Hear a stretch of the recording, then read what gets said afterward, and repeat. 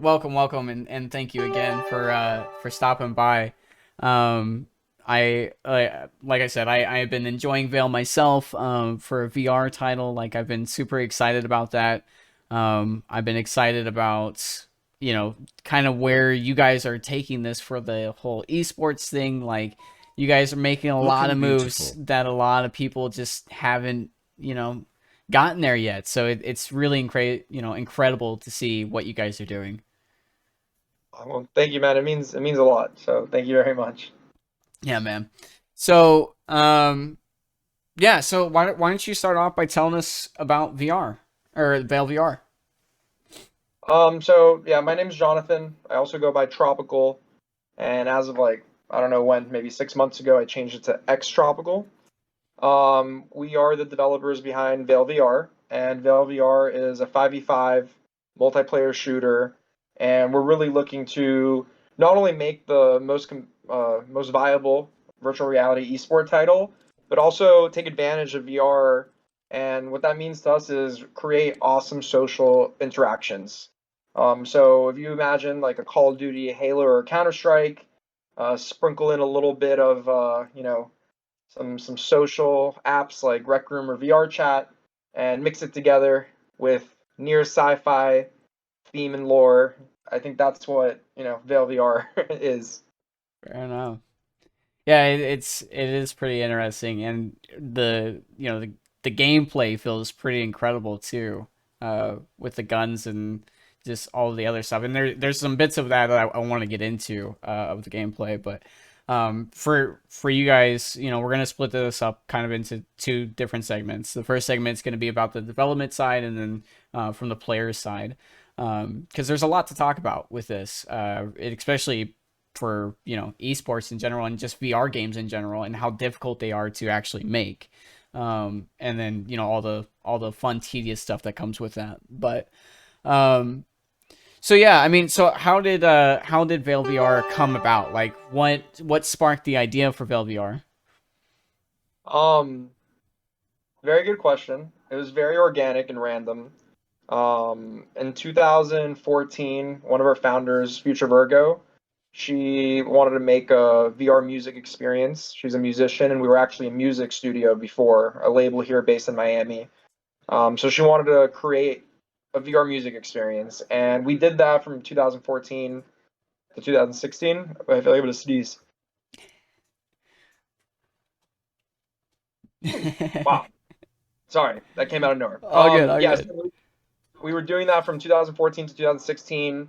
Red Bull Music Academy sponsored us, and we were just going to a bunch of music festivals, museums, private events, kind of installing VR, showing it off for the first time, and showcasing Water Planet, which you can still find on Steam, by the way. That was the first game we ever made. It was really a single player narrative, story driven game that you could also interact and listen to the soundtrack, which is really cool. 2017 came along, and Albert, our other founder, he was working on a techno wave shooter. So he wanted to, up the game, right? So he wanted to make it multiplayer. He wanted to gamify it, add some guns. I first fell in love with VR when I tried Onward. And Okay. then when Pavlov came out, that was my shit. Like, I loved Yeah. Pavlov because Onward to me, it was great and it was like super hardcore and realistic, but I'd walk around for a long time, get sniped halfway across the map, Yeah. and be like, who the hell got me, right? Yeah. Pavlov was more arcadey, it was more fast paced, and I enjoyed it a lot. So I started playing Pavlov very seriously, and I just made a lot of friends in the Pavlov community. So Albert, he was working on his techno wave shooter. It was probably around 2019, 2020 when he was a few years in. Kind of had like a pre alpha, and what I mean by that is you can get in, you can shoot someone, they die, they respawn. I remember celebrating that day like it was the craziest moment ever. It took a few years to get to that moment. Yeah. And what he really was focusing on was fine tuning the gun play, like the actual gun mechanics and the physics. So we're one of the only multiplayer shooters that actually has physics involved. Yeah. Took a long time. But I remember just telling my friends like, hey, you want to come check out what my brother's doing? I think it's really cool. And everyone came and played and was like, dude, this is really, really good. Like, this should be like a full blown out game. But we all had full time jobs. It was a passion project, and we didn't really think like, oh, could we make this like a full game? But then a lot of people started DMing. The Discord grew to like maybe 4,000 people. It was like a small Discord just to kind of have like friends in it, and then it like became like, I guess, like a legit Discord. At the time, a Right. few thousand was. I mean, I remember hitting 100 was crazy. A few thousand, I was like, what the hell's happening now? I don't even believe it. Right, like 60,000 is crazier. Yeah. So let's see where I think the max is 500K at this point. So I'm just going for it. Why not? Yeah, um, I think the only game to really break Discord was Escape from Tarkov. So as oh soon as really? you as I soon know as you get to Rainbow Escape Six from Tarkov, you'll broke it. break it. Did it? Rainbow Okay. Six Siege, yeah, Rainbow Six Siege. One of my favorite games, by the way. I'm obsessed with it. Rainbow Six Siege. They have two Discords. Like one had 500,000, the other one had like 150K. And if you were like one of the newer people, you'd be put in like the noob Discord with the 150K Yeah. people, and yeah, it's like that. But what was I saying? So yeah, a lot of people in the Discord were just kind of like, you should make a Patreon. We want to support you. You should do this full time. Um, Maybe a Kickstarter, but we ended up finding a website called Start Engine that it lets you raise money from regular people that want to get stock. You don't have to be like a big investor. You can invest $100 and actually get stock. So the difference from Start Engine and Kickstarter is Kickstarter, you donate money. Start Engine, you're actually investing the money. And I thought that was a really cool thing because as a kid, if I could have invested $100 in Call of Duty and Halo and all these things, I'd probably be really rich right now. Um, so I thought it was a really cool thing. We didn't expect much. But we launched it, and within a few months, we raised about $2.5 million from 1,500 people. And our Discord Wow. only had like 4,000 or 5,000 people, so pretty much everyone in the Discord, not everyone, but like about half or a good portion, they all believed in us. Yeah. So I remember when we hit like 100 grand or 200 grand, we quit our jobs. We were like, "Fuck it! Like if people believe in us, like we got to believe in us. It would be ridiculous if we don't believe in ourselves when other people believe in us so much, Yeah. putting their money into this thing." So we quit our jobs, and from March. Yeah, we quit our jobs like January, February 2021. So 2021 and 2022, it's been like almost 2 years now. We've just been going full time. We went from 5 people to we're like now 30, 40 people. And Wow. it's hard to count it because we have so many random people that like help with like specific things. Yeah. I think at this point maybe over 150 people have actually touched the game at one point or another. So yeah, we're like a full team now. Um, and we're really excited. I mean, like this is like a dream come true. I think we're doing a really good job. My one thing is just I can't believe that there isn't more VR games, but I Yeah. also know how hard it is to make a VR game, so I get it. But I'm really excited for more VR headsets to come out this year, more VR games to come out this year, and really I've seen the market grow from like a little thing that no one knew to like everyone's like, oh my god, VR! I have VR. Oh, I love VR. Like a lot of people know about VR now, so it keeps growing, and I feel like we're barely even there yet. So imagine where it's going to be in a few years. I'm very excited. Yeah, and that in itself is very crazy to think about. I mean, I think now, games like Pavlov, even, Veil VR and some of these kind of newer games that are coming out are pioneering the way for what VR is going to be like, and the graphical capabilities, even, games like Zenith and stuff like that. They're just amazing games, but really putting a staple of like, hey, it's time to take VR seriously. And I think, as we move forward with a lot of indie devs and, these AA devs, we're going to start to see that, go along the way pretty well, I think. So yeah, it's really exciting. Vel VR, as much as I've played it, I love it. I Oh, absolutely enjoy it. It's a that fun means that game. means a lot to us, bro. So thank you. That really It's means a lot. You have no yeah, it's idea. it's it's absolutely fantastic. So, at what point for Velvet VR did you start to decide, hey, we want to take this to the competitive esports side? Was it like a certain part? Did you know from the very beginning, or Oh was no, this like that halfway through was the process? that was super early on. Yeah. That was like 6 months in. Like the second that we realized that we want to make this a full game, we Yeah. were like, it has to be an esport game for many reasons. One, Albert and I, we come from competitive backgrounds. We love competitive. I can't like I can play a story mode game, and this is selfish, right? But I can play a story mode game. Yeah. I can play an arcadey game, but like where I really get like obsessed is when I know that I can do my best every day and get better and better. And it's not about random chance, but really like I see myself improving. Yeah. What are Um, you adding in the and near like if future you and think what are about your it from a plans for business the standpoint, it future? makes I sense mean, too. like 2 to If 3 I'm a gamer years. and have a certain amount of time, do I want to invest it in a game that I know is going to be there forever and that I know I can get better at? Or do I Hmm. want to invest it into a game that might not be there in a year and, like there's a lot of random shit happening. You don't know if it's you or it's someone else. Like those are more like my casual games, you could call it, but my most serious games that I've ever played were Counter-Strike, Rainbow Six Siege, Valorant, Halo, Call of Duty, all of these games, like I sunk in hundreds, if not thousands of hours because I could see myself getting better. Like I'd track my KD ratio and like the more hours I spent, like I was getting better. In World of Warcraft and RuneScape, right? Like those are like probably like my six like massive Yeah. titles. All those games to me were the ones that maybe took 80-90% of my time. Everything else I played, like GTA was fucking awesome and I sunk in a lot of hours, but nothing near the other ones because like I'm not gonna get better in GTA. It's like a story mode game to me. Right. You get what Yeah. I'm saying? So it needed to be competitive, and also from a technical standpoint, when we were looking at the market, we were looking at Onward, Contractors, and Pavlov, and none of them really were trying to fill that void for like real esport play. Um, in our opinion, it's because it's really hard. It's just Yeah. really, really hard. And we underestimated how hard it would be, but we're here, we're doing it, we're already deep, and like we're not stopping anymore. And now we have so many people counting on us, we just have to take it all the way through.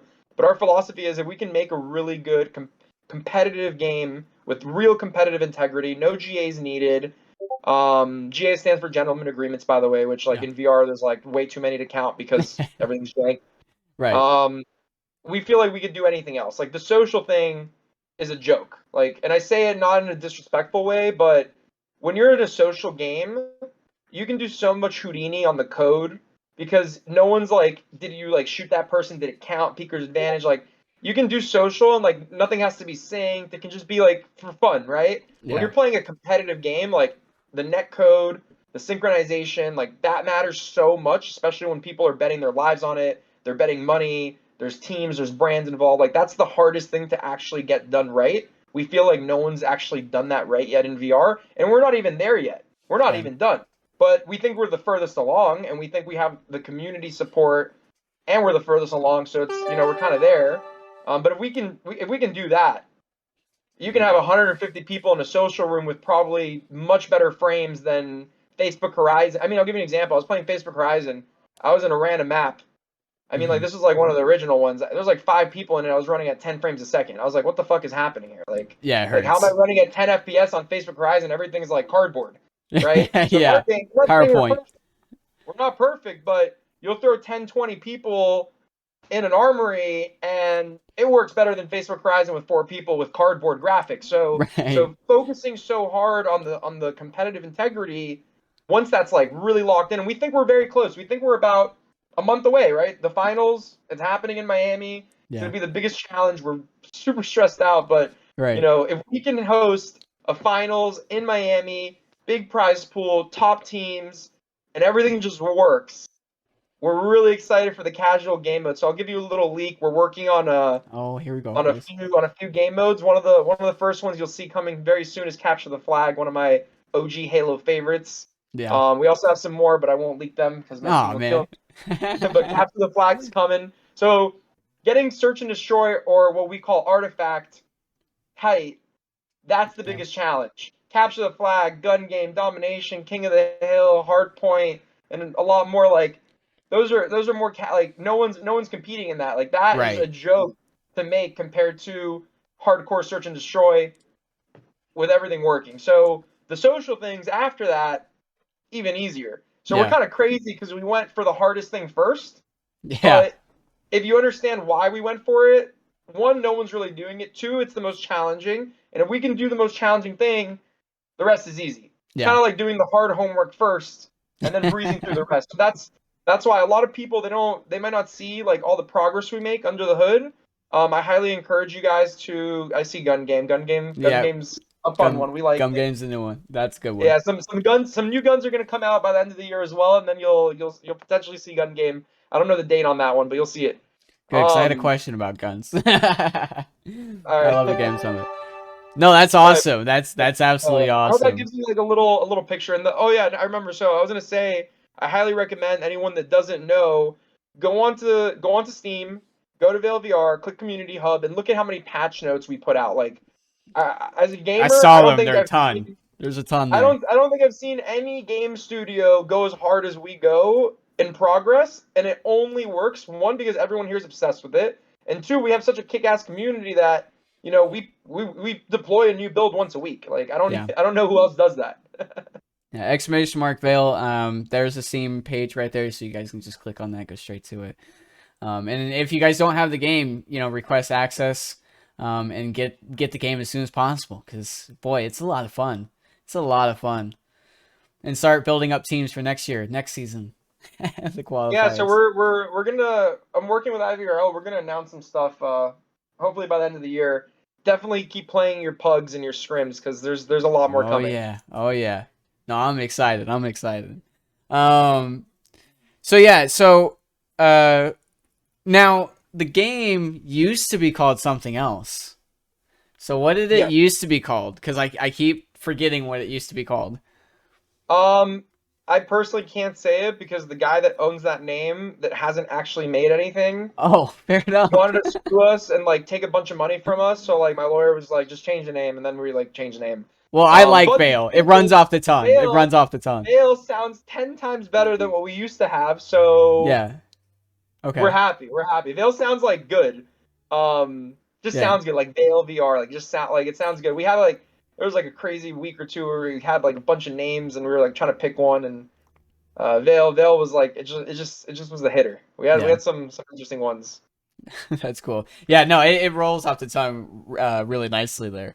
Um, Now, yeah, so you did talk a little bit on the crowdfunding side. So I think this is also really interesting for smaller indies, going to that more double A there.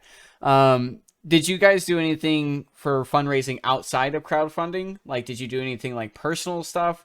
Was Yeah. it mainly just like besides just Kickstarter, like were you guys going to other places where you're trying to get grants and stuff? Like, how did that kind of process go for you guys? Yeah, so as a first-time developer trying to make a real thing, it's very challenging because it's such a risk. Like no one Yeah. wants to give you money unless they see that you've like already done something because Right. video games have long development cycles and it's a very hard thing. I mean, even like games like Battlefield, right? Yeah. Like it's hard, dude. We Like all and they see where cost a that lot of money. went. It's just hard. It's a hard thing to do. Yeah. A lot of games have flopped, so it's very hard to raise money unless you've already had something successful. So we self-funded it for the first few years, working full-time jobs, taking out of our salaries and paying a little bit here and there to a lot of people that wanted to help with the game, working about 30, 40 hours a week, like, basically two full-time jobs. Hmm. Um, and then we went to a lot of investors and they all kind of just laughed us out of the room.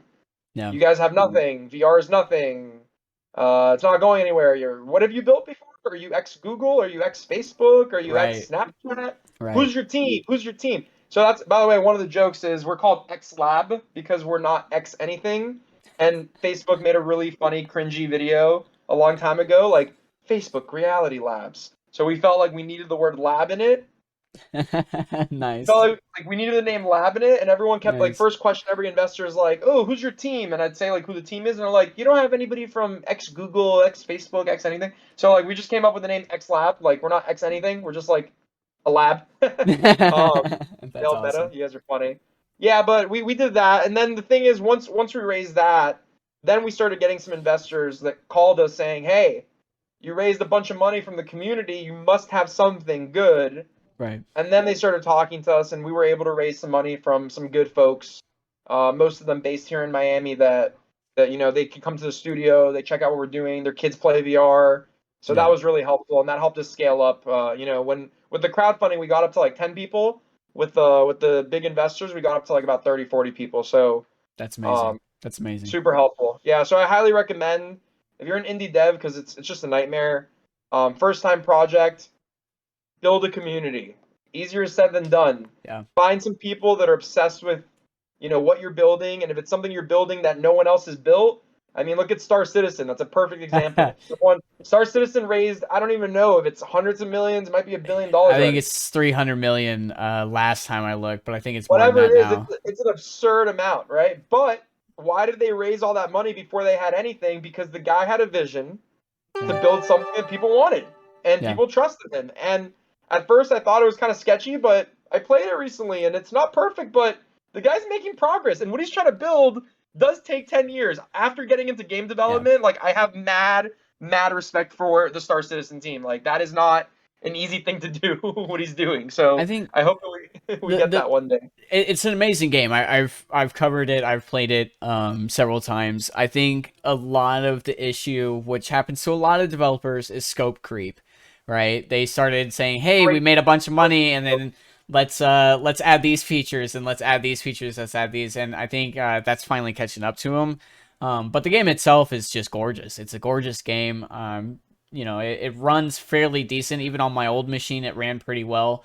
But yeah, I mean, it's been a long time. I hope the best for him, but it's kind of one of those definitely a touchy subject for a lot of people, especially people that backed it back when it first came out on the Kickstarter, their Series One They or gotta Series feel A. smart now though. They're like 10 years later, like there's things happening. It's Yeah. hard, dude. It's hard to do. Yeah, no, it is. And game development's not easy. It's not easy, and especially what they want to do. They're trying to make an entire universe into what they're Yeah. trying to do. So it's I'm pretty proud. crazy. I'm excited. I'm excited to see where it goes. Yo, yeah, me too. No, I'm super excited. I wish the ships didn't cost as much, but we'll talk about that later. Um, and one of the other things, and this has been coming up, and I've seen it both in the armory and stuff, is the NFT side. So how is that looking like, and what are some of the plans with that? Because I saw the pets and maybe some cosmetic stuff, but how's that Yeah, looking? so what we did with the NFT project is we wanted to show the world that not all NFTs are scams, even though I will agree more NFTs are scams than not. Yeah, A majority of them are. A majority are, yeah, honestly, in my opinion. But what we did is we basically created these in-game pets that when you own the NFT, you basically own a skin. You own a one of one. So at some point, you're gonna be able to choose. Like, if you ever played Pokemon, you know hmm how you get like one of three starter Pokemon. yeah, Yeah. So eventually, you'll be able to choose one of six base Valians. Like every player will be able to get one, no matter what. One of six. And yeah, then if you had bought the NFT, you'll be able to have your own unique pet that has this crazy skin that no one else has. So you're definitely going to stand out. And what's cool about it is you actually own it. Like, I don't know if a lot of people know how things work, but usually when you buy in-game items, if you really read the fine print, the studio reserves the right to do whatever they want. We want to take it away from you. We want to ban you. You spent $10,000 on Fortnite skins, and we feel like banning you. You're gone. you're But SOL. when you own it, Yeah, you're done. Shit out of luck. When you own an NFT, it's on the blockchain. Can't do anything about it. yeah. So You can't block me. it's it's cool. And I do believe in crypto. I do believe in NFTs. I Yeah. think that we're still in the very early stages of all that technology. I'm a technologist. I love exploring new stuff. I mean, when I started VR, everybody called me crazy, and now it's like the coolest thing, right? Yeah, When I yeah, got into crypto, I think Ethereum was like $10 and yeah, Bitcoin was like $100, and everyone's like, "What the hell's this?" Now it's like the biggest thing in the world, and it's very funny. But every 4 years since I first got into it, it's the same thing. The same 4 year loop. It's always up and down every yeah. every 4 years. Um, but anyways, we just Exactly. wanted to create a really cool in-game pet with some really cool skins, but to not withhold it from the rest of the community, you will be able to pick up one of six base models to have a cool pet, and we have a lot of stuff planned for it, and I'm excited. I grew up. I don't know if you can see over here my Gengar. Ah, sick. Hell So yeah. Hell I yeah. love Pokemon. So when I had an opportunity to throw in little Pokemon stuff in our game, we went for it. I think everyone likes pets. Yeah, everybody likes pets. And bringing up NFTs, it's a I think it's a scary time for a lot of people because people don't know about it yet, right? And because of the scams, but I think we're seeing more games. The way I view it, right, is that it's no different than backing a Kickstarter and getting that one-time reward, right? But Yeah, this time you get to not only, use it in game for gloat, whatever you want to use it for, or just to have it. It's pretty cool, and you support the developers, and I think a lot of people tend And to you can forget sell that. it if you want Yeah, to. you can Like sell all it. the other that's like the coolest thing. Like you can't really sell, most other things. So I thought that was a cool thing. Yeah, We're very fortunate to everyone called us crazy and said if you do an NFT project, your community's gonna hate you and you'll not go anywhere and blah blah blah blah blah. So we were like, fuck that. We like doing the opposite of what people say you're supposed to do. you're right. We're Yeah, like, we're gonna do it. I'm gonna educate the community. And like we've shown like most crypto projects, people don't show their faces. Like no one knows who they are. Like I was like, right. dude, like I'm as public as can be. You can Google me. You can find me in the SEC. Like I'm like too public. So I was like, I'm gonna go for it, and I hope that the community agrees with what we're doing, and those funds helped us a lot. Like we were able to hire a bunch of people to help, and like we were really grateful for it. Not only that, uh, I'm just proud, man. I'm really proud. We're actually the only VR studio to sell an NFT project and be successful, and that's like history. Like Yeah, we're the like that's history. I can't believe we did it. Like I still yeah. can't believe we did it. No, it's incredible. It's really Yeah, incredible. It's I'm really really proud. inspiring too for a lot of developers. It really is. Yeah, we saw it as a cool way to explore new technology and an alternative way of financing. So we went for it, and people fucked with it, and I'm super Yeah. grateful. So thank you for trusting us, guys. Anybody here that ever bought a Valian, I love you. Hell yeah, hell yeah. I want to take a moment to ask the audience because I know you all are dying to ask some questions, and we'll get back to some of more program stuff in a minute. But if you guys have any questions, throw them in. I know I saw one kind of up there a little bit ago. How was the entry level to getting into the engine, and what engine did you go with, and how smooth of a process that was? Where's that question? It was kind of towards the top. Was start engine a smooth process?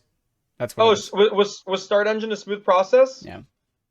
Um, there's a lot of work to do, but it's relatively really cool. And if anybody needs an introduction to Start Engine with a good idea, shoot me a DM on Discord, AexTropical, #0420, all lowercase. I actually was able to help a few people launch their companies on Start Engine. Thrill Seeker was able to raise a lot of money for his media company, Virtual Athletic League as well for VR. So I helped a few others, but I think those are the two VR companies. Oh, and I helped one other gaming company. They weren't VR, but yeah, I got like two or three, uh, startups like in the gaming world, like onto Start Engine to start their companies. So I'm really proud of that. Yeah. No, that's cool. Hulk, we'll get to your question later because I've got some stuff for that. Let's see here. Is there anybody else? I gotta scroll down because some of that was up there a bit ago. Um, how do you buy a Villian? You buy it on OpenSea. So I'll send a link. Let me see if I can send a link here. Do one gets PX? All right, send it Yeah, to me so on. you can go to OpenSea.com, or sorry, OpenSea.io/collections/Valiants-1. The reason why there's a -1 is because someone tried to make a fake Valiants to make to steal our money. So like we got them banned. We had to make another one. Perfect. That amazing people out there. Uh, Yeah, yeah, yeah. do one gets FPX and textures for whatever he wants to use the pet to? I don't get that question, Bob. Oh yeah, yeah, yeah. So we're actually going to be giving out all the animations and textures, and like you own the rights to like your Valiant, which is really cool. Oh, that's cool. Yeah, That's yeah, really yeah, yeah. cool. Okay. Oh yeah. How was my video tropical? Lord's Bunny asks, how was his video? It was good. um, what were you adding in the what are you adding in the near future, and what are your plans for the future? I mean, like 2 to 3 years. Yeah, so we're working right now on finalizing the tournament. By the end of the year, you can see at least one more new map. We're working on two Uh, game modes. We're working on some guns. Next year, we're gonna do the full rollout on the Vale Social Hub. So what that means is you'll load into a level that's like a plaza, and you can see other people. You can talk to other people. There will be NPCs where you can buy gear. So like if you go and play like ranked matches, you'll get points. You'll be able to buy seasonal gear. You'll be able to trade it at the marketplace. So there's gonna be like an arena master, an auction house, a marketplace. We're gonna start rolling out clan houses as well. So you can have a clan house with like 50 people. Also, people are going to be able to customize and design their own armories. And then eventually, we plan on selling mini games. So, like, mini golf, hockey, ping pong, some arcade stuff, like just a bunch of like little mini games that we think are going to be fun. And then that way, you can support the developers and add some really fun stuff to play with in your house. And then you'll just see a bunch of new game modes and maps and guns and all the juicy stuff that we really care about. Oh yeah. Oh yeah.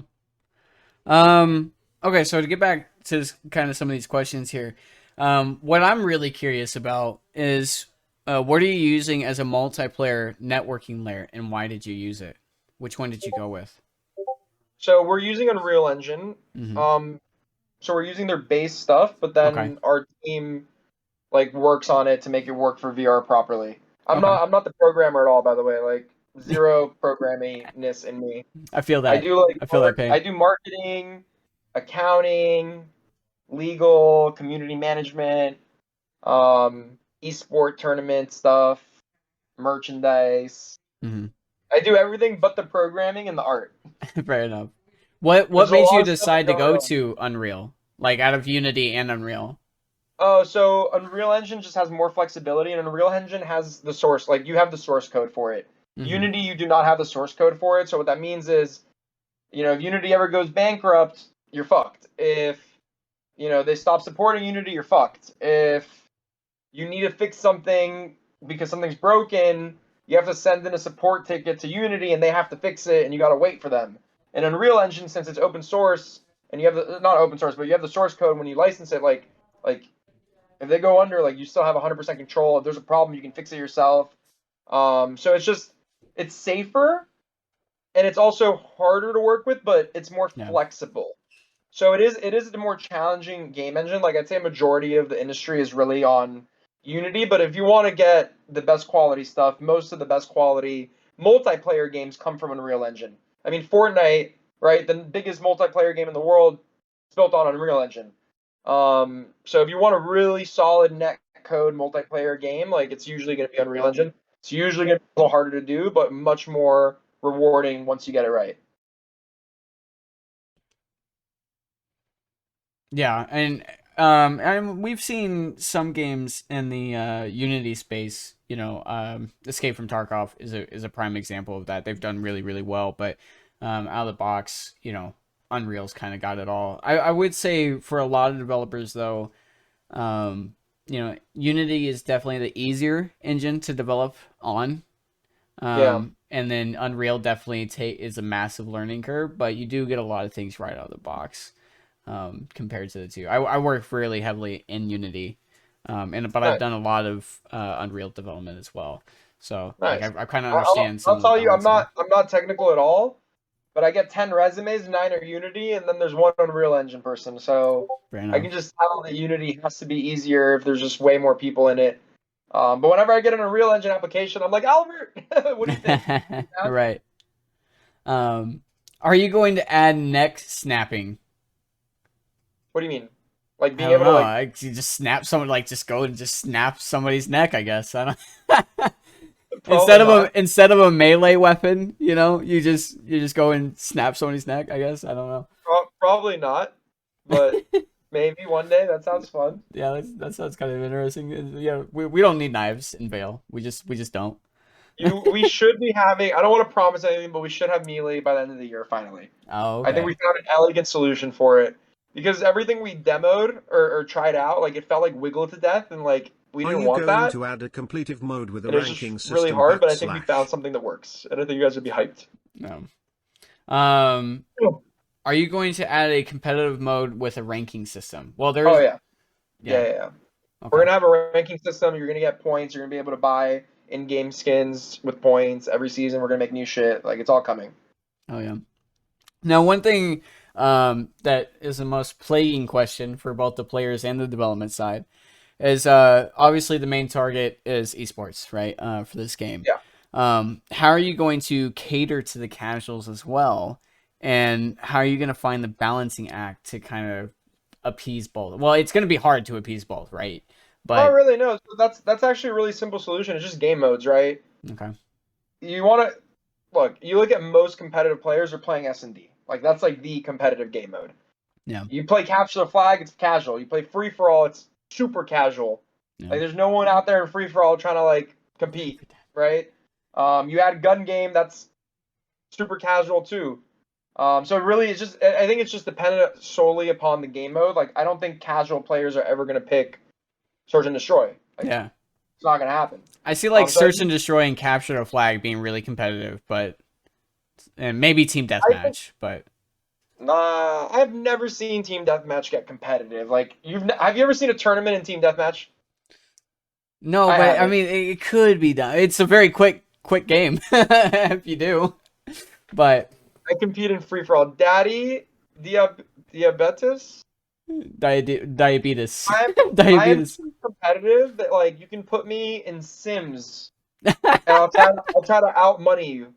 Like I'm just a competitive guy all around. So I feel you, but I'm talking about the masses here. Like when the esport minded people go to play, they're gonna play Artifact. Yeah. Yeah. You know, Artifact's a good capture the game. flag. I'm a competitive guy. I'll try to pwn you in Fiesta. Like in Halo, I was PS. playing the other day. I mean, I was trying to be like the most competitive guy. I'll give you a perfect example: Battle Royale. Yeah. Battle Royale fundamentally is not a competitive game. I mean, there's so much random stuff happening that like you cannot compete in Battle Royale ever. I know there's tournaments for Call of Duty, and I've joined some of them, but technically, it's not a competitive game mode because there's so much random stuff happening, and you can't control anything. You look at chess.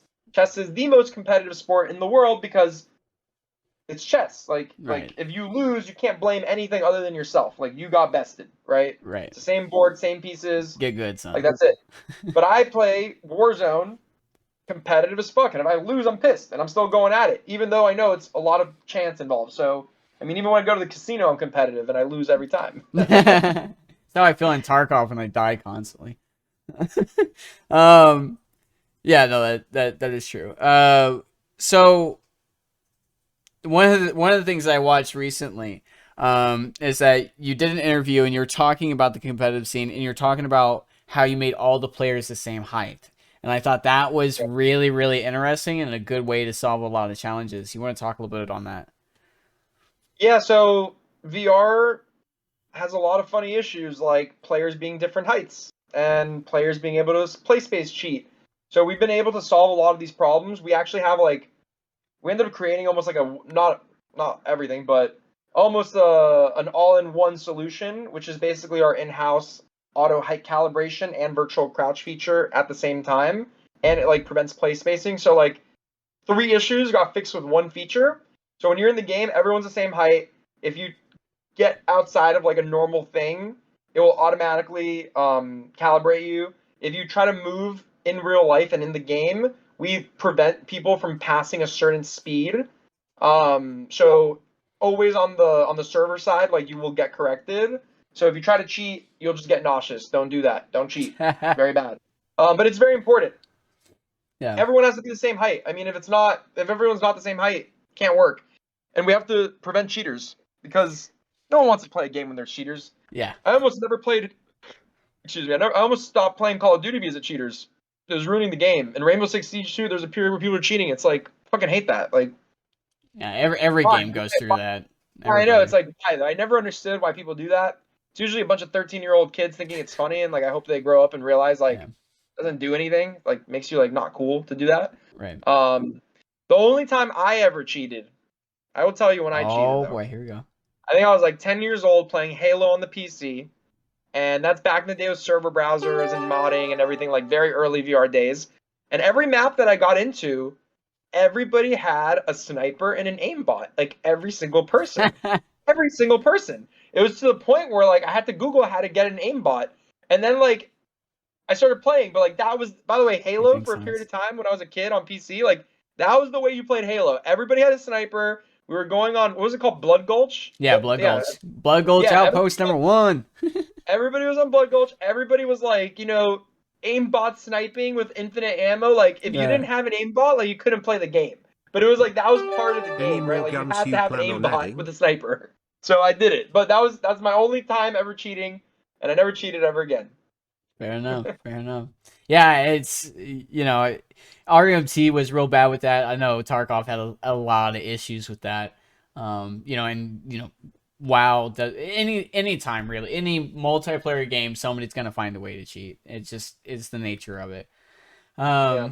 Any more guns you're planning on adding? RPG, Oh, melee, okay, shotgun. Those are okay, coming very soon. Bolt action rifle. I don't know how soon, but it's in the works. okay. Oh yeah, that RPG is gonna be insane. We already have a working demo. It's not like with our art yet. Like we're gonna Yeah. make like our own version of it. We're just using a basic RPG launcher to like make it work first. What was it about the Start Engine that sold you on that as the crowdfunding platform to raise versus other crowdfunding platforms like Oh, Kickstarter and the all that? the main reason why we chose Start Engine is just because the founder of Start Engine was a co-founder of Activision, so I was able to like talk to him a bunch, and I just liked them. I just liked them, so I don't know. I just went with them. I felt like they had the best UI. I met the team. They were really nice people, and they delivered. They delivered on everything they said and more. So very grateful that I went with Start Engine, and now I have some lifelong friends from over there. Oh yeah, that's really cool. I wanna hit on another interview that I watched because I thought this was really interesting. Um, you were pitching your game, and Jake Paul didn't show up, but he showed up towards the end. And you got to pitch him later. How did that go about? What is that story like? He actually came to the studio recently, Oh yeah, and I hope to do something professionally with him. But until we actually close something, there's not much to talk about. But I do like fair him a enough. lot. He's a very smart guy, and he's obsessed with our game, and he's obsessed with esports and gaming and VR. So I hope to be able to get something done with him because I think having someone like Jake Paul on the team will really help bring in a lot of people to VR, and that's my goal, right? My goal is to grow VR. So definitely think that he's going to help. He's extremely busy though. He's like the world's busiest man with like so many things. Yeah, So let's see if it works out. I'll be very happy. If it doesn't work out, there's some other people. Just the other day, T-Pain was playing our game, yeah, that and was exciting. I watched that. That that's was funny, really right? cool. Yeah, so I'm setting up calls now with T-Pain and his management team, and like he has over 4,000 hours in VR. So that's a legend to me, right? Yeah, So there's a lot of cool people interested in the space. Just earlier, like right before this interview, Jake Lucky shot out a tweet about if you guys don't know who that is, Jake Lucky's like super esport influencer news source guy. He's like the thrill seeker for esports, basically. yeah, Yeah, he just shot out a tweet, and I already saw like at least 50, 60 DMs from like top people in the industry trying to come to our event. So my job is really a hype machine, right? Whether it's marketing, community management, tournaments, influencers, like I just need to grow VR. I don't look at anybody in VR like competition. I look at even though I play it, right? But I look at Call of Duty, Halo, flat screen, pancake games, like that's our competition. How do we get people to realize that VR is just so much cooler than flat screen? And when we have enough people in VR that investors can say, oh, there's so many players in VR, let's invest billions of dollars into it. Then we're going to start getting games like Call of Duty and Halo and Grand Theft Auto and Far Cry 6 and Saints Row. I was just playing it. That shit's fun. But, till then, until we get VR bigger, you're not going to be able to justify big budgets. And if you don't have big budgets, you're not going to get big games. Like, it's just the truth. yeah, So, trying to grow VR as much as I can. And I feel very strongly that the community we've built here at Vail, like nothing makes me happier than going in and seeing people play Pavlov, Contractors, Onward, Population One, Zenith, Boneworks, like they play all these games in our community, and that makes me feel good. I'm like, guys, like feel free. Sometimes people DM me like, can I please play Onward in your Discord? I'm like, dude, for sure. Like we're a VR community. Like Vail yeah, VR is a game, but we're really a VR community. And my only goal is how do I grow VR as a whole? yeah. Because I'd rather have 1% of the biggest market in the world than 100% of, I don't The know, small market what, what, here. what was that cardboard VR thing that came out a while ago? Google What's that? Yeah, Cardboard? Google Cardboard. Yeah, like if I had 100% of Google Cardboard, I'd be homeless right now. Like, I don't want that. Right, right. Um, yeah, he talked about that earlier. They're gonna do some more stuff with the tournaments and stuff in the near future. What roles were you first hired? What were your first hires in your building for your studio? And were you able to Straight source programmers. talent locally? Straight programmers, and like no one was local until like 2022. No, Yeah, because you guys 2020. started in 2016 in development, We right? started in 2014 in VR. 2014. Okay. Yeah, and it was literally just like my brother programming shit, Right. and like a Fair few enough. friends here and there, nothing serious. It wasn't until was it 2021, 2022? Trying to think. When did I get this office? I don't even remember anymore. I have to look. I don't know, man. It was like time's a blur, but Yeah. it was very deep into the process that we actually got some people locally. Mostly everybody was remote at the beginning. Um, yeah. Correct me if I'm wrong, but Hulk, to answer your question, no. They're not planning on making a standalone for VR platforms. Oh, so we actually are planning Oh, a you guys are standalone. now. Okay. We are. There's new ones coming out with more power. Oh, okay. Well, Okay. they should be announced hopefully this month or next month. I think next month. But there's some new standalone headsets coming out. They have a little more juice. Yeah. We're profiling and doing demos internally right now. What we're doing is so under the hood we're actually fully cross-platform. We spent the last 6 months doing that because we were preparing for PlayStation. But now with the new generation of headsets coming out, what we're imagining is like say we have 10 maps, 5 of them will be Steam and PlayStation. The other 5 will be, Pico and Quest. And if you're on PC or PlayStation, you can play Pico and Quest maps with your Pico and Quest friends. If you're just Pico and Quest, you can only just play Pico and Quest maps with your friends. Okay. Um, because we've been able to optimize our guns, our physics, and let me think, our guns are and our animation system. We just did another animation system, so we've optimized pretty much everything and finally got down to the source of like why our game can't work on Quest 2 like today, and it's really just the maps. The maps are Yeah. too beautiful. They have way too many meshes. We Yeah. already did the physics, we did the animations, and we did the guns, and we've been able to bring them all under budget, and like they work a lot better. The maps just have way too many textures and look so beautiful, and that's why it's very immersive.